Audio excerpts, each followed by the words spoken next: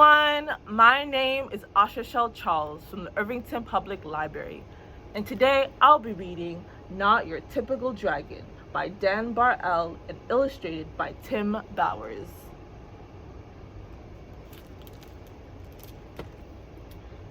Crispin Blaze was born into a proud family of fire-breathing dragons.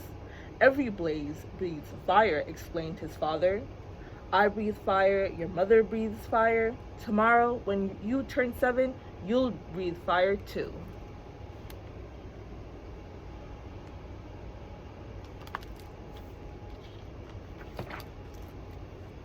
The little dragon imagined all the forest he would burn down. He dreamed of all the castles he would destroy. He also considered boiling water to make tea, but he didn't tell his father that. The next day, Crispin sat among family and friends as a big cake was brought to the table. "Who will light the birthday candles?" his mother asked. "I will," declared Crispin. He could feel a tingling inside his tummy, but when he opened his mouth, fire did not come out.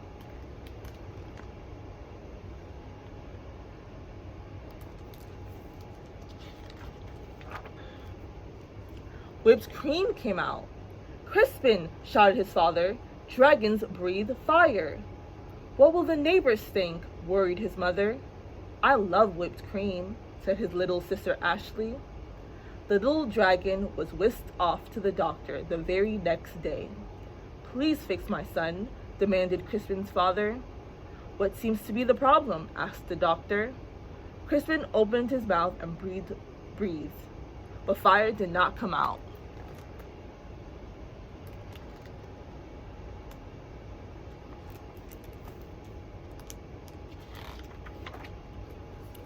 Band-aids came out. "I see," said the doctor gravely. "Dragons should breathe fire," insisted Crispin's father. "We were low on Band-aids," mumbled the nurse. The doctor sent Crispin home with medicine. He swallowed two teaspoons before going to school. "It will help you become a real dragon," said his father with a wink. After school, Crispin joined his first fire-breathing practice. One by one, little dragons aimed their fiery breath at stacks of logs until they burst into flames. Crispin stepped up confidently. He could feel the medicine bubbling in his belly. But when he opened his mouth, fire did not come out.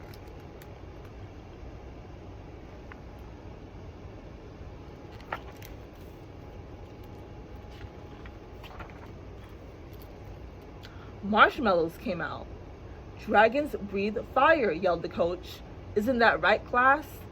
The other dragons didn't answer. They were too busy looking for pointy sticks for marshmallow roasting. "I guess I'm not a real dragon," Crispin thought. He worried that his family would be disappointed, so he ran away from home.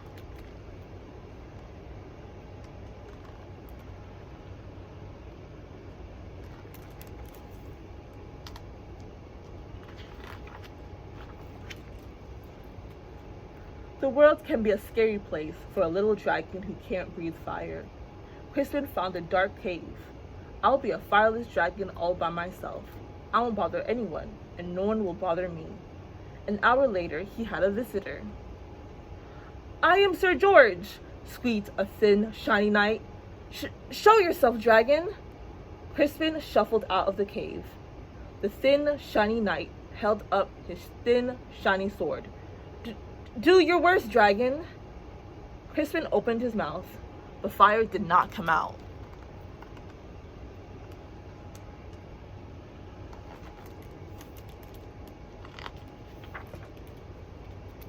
Soap bubbles came out. "Don't you breathe fire, dragon?" Crispin shook his head. "I can't." Sir George moaned. "But my father insists that I fight a fire-breathing dragon.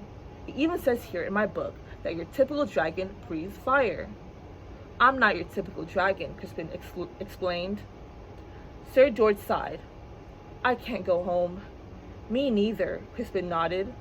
But then he had an idea. "Maybe your book could tell us what to do."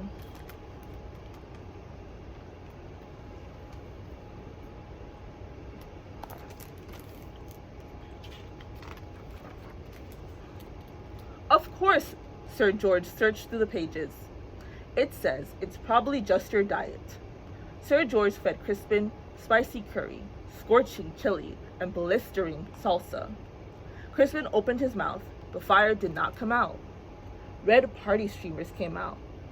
At least they're the right color, said Sir George kindly.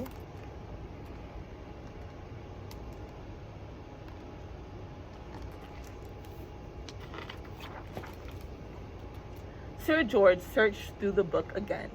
Aha! It says it's probably your attitude. Sir George showed Crispin how to look mean and angry enough to breathe fire. Crispin opened his mouth, but fire did not come out. Soft, cuddly teddy bears came out. Said Sir George. We may have taken a step backward. It's no use, Crispin sighed. I'm just not your typical dragon.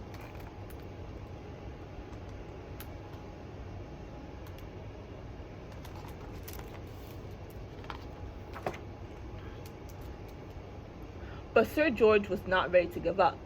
Aha! The book says you're too stressed. Sir George made Crispin close his eyes while he described a quiet, relaxing day at the ocean. Do you feel calm? Now imagine 100 shiny knights attacking you. Crispin opened his mouth, but fire did not come out. Beach balls came out. Well, that's just plain weird.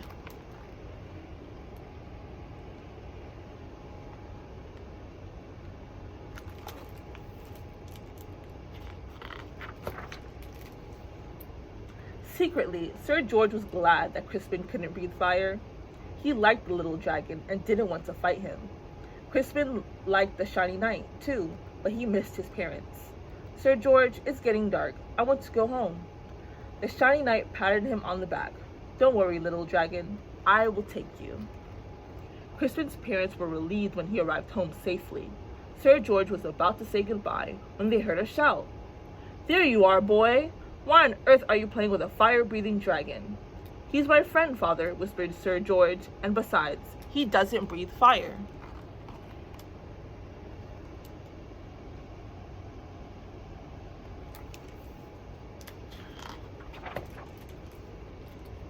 A dragon that doesn't breathe fire? That's the silliest thing I've ever heard, the shiny man laughed. Crispin's father stormed out of the house. My son is not silly. He may not breathe fire, but I certainly do. Crispin's father let out a powerful spray of flames.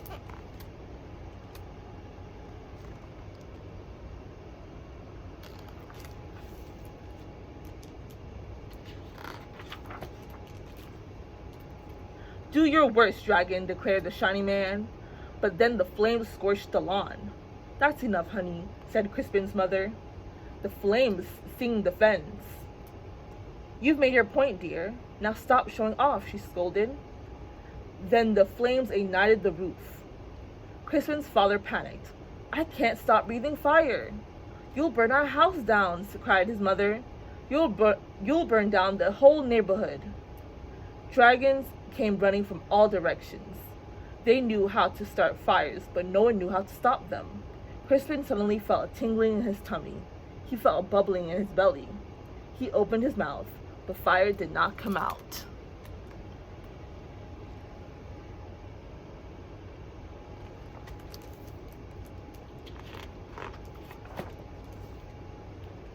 A gush of water shot out. Crispin aimed the water at his father's flames. He saved his home, and he even saved the shiny man, who wasn't looking so shiny anymore. Hooray for Crispin, everyone shouted.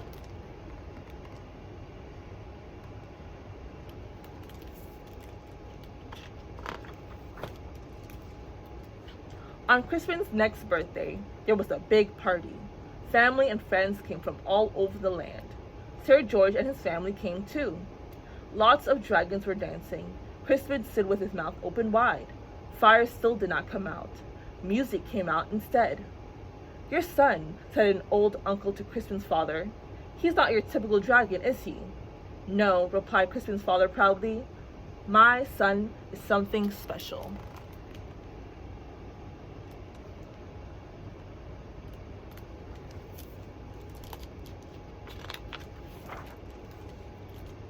And then he jumped up and danced to Crispin's music too.